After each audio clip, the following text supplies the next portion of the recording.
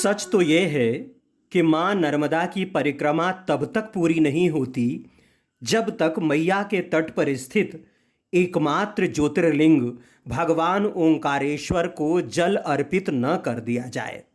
14 अप्रैल 2021 को मां की परिक्रमा पूरी हुई और कोरोना के लॉकडाउन ने मंदिर के पट बंद कर दिए। अमरकंटक से ओंकारेश्वर आने की अनुमति भगवान भोलेनाथ ने नहीं दी। मां का जल लेकर नगरी नगरी द्वारे द्वारे घूमता रहा। आखिरकार हालात ने अनुमति दी और 3 महीने बाद देवशयनी एकादशी के ठीक पहले मानधाता की नगरी ने बुला ही लिया। जल लेकर आए और एक नए जीवन का पुनश्चरण किया। इंदौर से निकले तो पत्ते पत्ते बूटे बूटे पर पेड़ों के पोर पोर पर आषाढ़ का उत्सव दिखाई दे रहा था। यहां से वहां तक हरियाली गा रही थी, गुनगुना रही थी। चोरल की घाटियों में विंध्य पर्वत ने आत्मीय अभिनंदन किया, जैसे पिता ने माथे पर एक पप्पी लेकर कंधे पर बैठा लिया हो और प्रकृति का अद्भुत मेला दिखा रहा हो। दूर पेड़ों को सहलाता पनीला धुआं जैसे हमारी पीठ सहला रहा हो।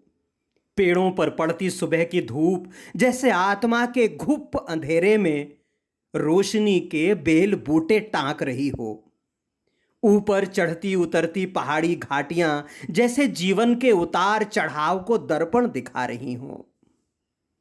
इस राह से गुजरे तो कई बार थे, लेकिन परिक्रमा ने देखने की जो नजर सौंप दी है उससे नजारे और भी हसीन लगने लगे हैं। हर घाटी मैया का वरदान लगने लगी है, हर राह आसान लगने लगी है।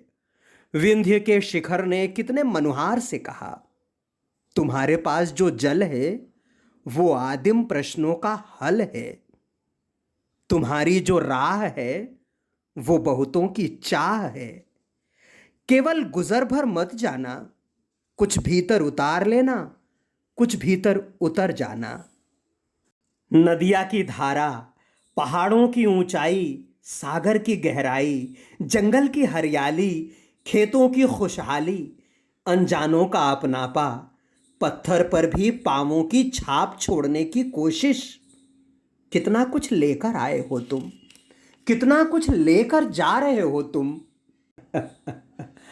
अब पैदल तो चलना नहीं था, बाइक पर था, इसलिए पांव में पहिए लगे थे।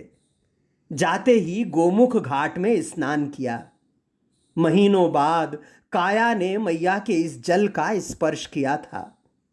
ओंकारेश्वर से परिक्रमा शुरू करने वाले इसी गोमुख घाट से जल उठाते हैं। जो लोग अमरकंटक से परिक्रमा उठाते हैं वे ओंकारेश्वर आने पर भी मां के तट पर नहीं आते। विद्वज्जन कहते हैं कि गोमुख से निकलने वाला जल मां नर्मदा का ही जल है और वे धरती के नीचे नीचे 5 किलोमीटर दूर की यात्रा करके यहां तक पहुंचती हैं। मैया के घाट पर आने का मतलब है गोमुख के रूप में प्रवाहित अदृश्य मां नर्मदा को लांघना। और ये तो आप जानते ही हैं कि परिक्रमावासी परिक्रमा के दौरान मैया को लांघते नहीं। सुनिए गोमुख घाट पर बैठे पुजारी का क्या कहना है। अच्छा अच्छा, गोमुख घाट इसी को बोलते हैं ना? कपिल गंगा गौ घाट। आपने बताया ये कहाँ से कितनी दूर से पानी निकल के आता है? 5 किलोमीटर दूर। कौन सा माता बताया आपने? कुलभेद माता। कुलभेद। भगवान शंकर ने त्रिशूल मारा था, ये पानी पकड़ के 12 वर्ष तक। नावें कतार में खड़ी रहती हैं। मल्लाह नाव से परिक्रमा कराने के लिए आवाज़ लगाते रहते हैं। नाव डीजल से चलाते हैं, इसलिए तेल की हल्की सी परत मैया के पानी पर तैरती रहती है।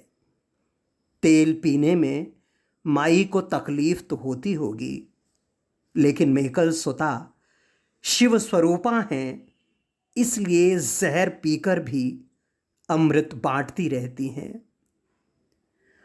माई की ओर बढ़े थे, तभी पुजारियों ने पीछा कर लिया था। अभिषेक करा देंगे, 501 दे देना, 251 दे देना, 101 दे देना, वगैरह वगैरह। जब तक पूजा हो नहीं गई, वे धर पकड़ करते रहे। गोमुख घाट पर स्नान किया था, इसलिए पहले ममलेश्वर महादेव की सीढ़ियां चढ़ा। प्राचीन मंदिर। कहते हैं कि ममलेश्वर और ओंकारेश्वर दोनों संयुक्त रूप से एक ज्योतिर्लिंग बनते हैं। भगवान भोलेनाथ को एक से अनेक और अनेक से एक होने का हुनर आता है। वे मां पार्वती को भी अपने में समाहित कर लेते हैं और समस्त सृष्टि को भी। अर्धनारीश्वर भी हैं, पूर्ण परमेश्वर भी। ममलेश्वर मंदिर में प्रवेश कर ही रहे थे कि एक माता जी ने आवाज लगाई, आप ओम बाबा हैं ना? मैंने कहा हाँ। उन्होंने कहा, मैं यूट्यूब पर आपके वीडियो देखती हूँ, सारे वीडियो देखे हैं मैंने वाहन से परिक्रमा की थी और अब जल चढ़ाने आई हूँ। ये थी गुजरात के भरूच जिले की मालती। बहुत अच्छा लगा इनसे मिलकर, जैसे कोई अपना हो। भगवान भोलेनाथ गर्भगृह में थे और हम देहरी के बाहर से उन्हें निहार रहे थे। कोविड गाइडलाइन के कारण दूर से ही जल अर्पित किया जा रहा था। एक पात्र में जल डाला जा रहा था और पाइप के जरिए वो ममलेश्वर शिवलिंग के ऊपर अर्पित हो रहा था। पुजारी बाहर खड़े थे और फूल पत्ती प्रसाद ले रहे थे। फोटोग्राफी और वीडियोग्राफी प्रतिबंधित थी, इसलिए शिवलिंग के दर्शन आपको नहीं करा सकते। अब बारी थी ओंकारेश्वर ज्योतिर्लिंग जाने की। झूला पुल से इस पार से उस पार गया। इसी पुल से मां नर्मदा का विहंगम और ओंकारेश्वर मंदिर का मनोरम दृश्य दिखाई देता है। मनुष्य जीवन क्या है? झूला पुल ही तो है। एक छोर आत्मा की खूंटी में बंधा है तो दूसरा छोर परमात्मा की। जब तक सांसें हैं, उसके संकल्प, विचार, मन, प्रयत्न सब इसी झूला पुल की तरह थोड़ा थोड़ा हिलते रहते हैं, झूलाते रहते हैं। इस अस्थिरता में भी स्थिर के दर्शन हो जाएं, इस चलायमान जीवन में भी अविचल को निहारने की कला आ जाए तो जीवन सार्थक हो जाए। झूला पुल झुलाता रहा। हम भगवान ओंकारेश्वर के पांव पखारती नर्मदा मैया का प्रवाह देखते रहे। एक ओर शिव और मां रेवा का आध्यात्मिक मिलन और दूसरी ओर इंदिरा सागर बांध के गेट से मां नर्मदा में गिरती पानी की धारा। सुख समृद्धि के लिए प्रकृति को जीतने की मनुष्य की कोशिश, एक नदी को बांध अवतार देने का प्रयत्न। यह झूला पुल केवल चलने की जगह नहीं है, बहुतों का ठहराव भी है। यहाँ भिखारी हैं जो पेट भरने के लिए ठहरे हैं, प्रसाद बेचने वाले हैं जो अपने रोजगार के लिए ठहरे हैं, पुजारी हैं जो कर्मकांड का मोलभाव कर रहे हैं, और इन सब के कारण कुछ देर के लिए वे भी ठहरे हैं जो इस पार से उस पार जाने के लिए आए हैं। पुल पार करके ओंकारेश्वर ज्योतिर्लिंग पहुंचे। यहां भी उसी तरह के बनाए पात्र में जल समर्पित किया। दर्शन के लिए गर्भगृह में जाने की अनुमति मिली। मुख्य ज्योतिर्लिंग कांच के अंदर थे। नयनों ने उनका पावन स्पर्श किया।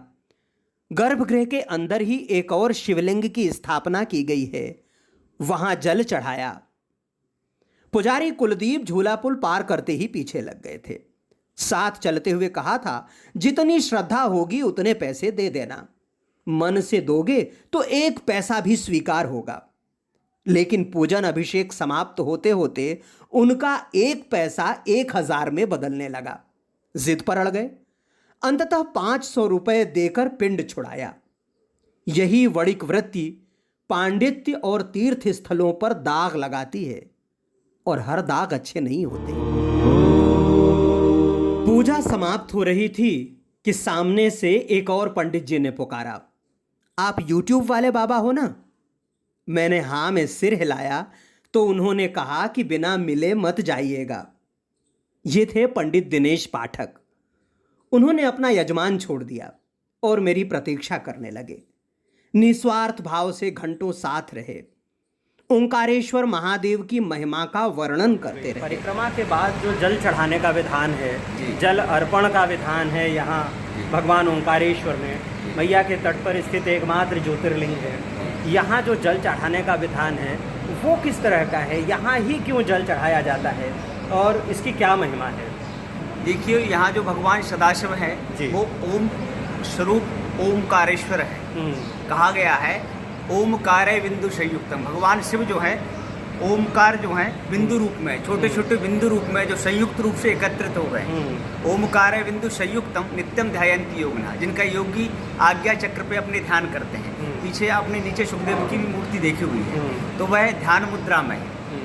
जो कामदम मोक्षदम चाहिए, जो ग्रस्त मनुष्य है उनकी मनोकामनाओं को परिपूर्ति करते हैं और योगियों को मोक्ष प्रदान करते हैं। भगवान शिव जो है पंचानन है, एकानन चतुरानन पंचानन राजे। तो यहाँ पे भगवान शिव का ऊर्ध्वमुख है, जिनकी योगी उपासना करते हैं। बाद में उन्होंने एक अद्भुत संत के दर्शन कराए, शुकदेव मुनि। ओंकारेश्वर मंदिर से बांध की तरफ आते समय पहाड़ की तलहटी में मैया के किनारे उनका आश्रम है। पंडित दिनेश पाठक ने बताया कि ये विद्या अध्ययन के लिए ओंकारेश्वर आए थे। मैया के किनारे खड़े होकर 2 साल तक लगातार सूर्य की साधना की, फिर धीरे धीरे भाव समाधि में चले गए। अब समाधिस्थ रहते हैं, न भोजन का ध्यान है और न शरीर की क्रियाओं का। गजानन आश्रम से भोजन आ जाता है, शिष्य जो 2-4 कौर खिला देते हैं, खा लेते हैं। वही लोग आश्रम की साफ सफाई भी कर जाते हैं। शुकदेव मुनि की आंखें जाने किस प्रकाश को निहारती रहती हैं, उनके कान जाने किस अनहद नाद को सुनते रहते हैं। पहाड़ से झरता और बहता हुआ पानी नीचे उतरकर नर्मदा हो जाना चाहता है और शुकदेव मुनि की आत्मा परमात्मा की ओर प्रवाहित हो रही है। चलने लगे तो बंदरों के दल ने विदाई दी और आते रहने का आमंत्रण भी दिया। जैसे उन्हें पता है कि माई की स्मृतियां हमें कहीं बैठने नहीं देंगी, बार बार बुलाती रहेंगी। चलते चलते कुछ बातें परिक्रमा वासियों के लिए। परिक्रमा पूरी कर ओंकारेश्वर आएं। अगर आपकी इच्छा है तो क्षौर कर्म कराएं। परिक्रमा के दौरान जो दाढ़ी और बाल बढ़ गए हैं उन्हें साफ कराएं। फिर गौमुख घाट में स्नान करें, ममलेश्वर और ओंकारेश्वर में जल अर्पित करें। सामर्थ्य हो तो मानधाता पर्वत की परिक्रमा करें और इस संन्यास जीवन को प्रणाम करके पुनः गृहस्थ जीवन में प्रवेश करें। अगर ये संन्यास ही भाता है तो इसी के साथ नर्मदे हर का उद्घोष करते हुए आगे बढ़ते रहें। जीवन में परिक्रमा में, जीवन की परिक्रमा में। मैया पार कर दैयो नैया,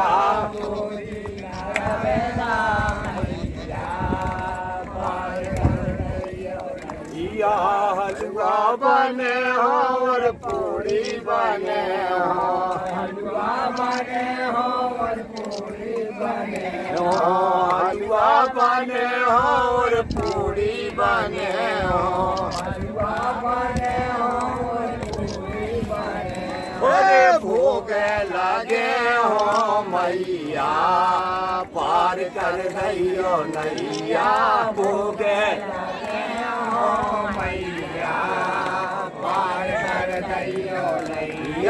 मोरी नर्मदा मैया पार कर दैयो नैया। इस तरह जल अर्पण के साथ मां नर्मदा की परिक्रमा की शास्त्र सम्मत पूर्णाहुति हुई।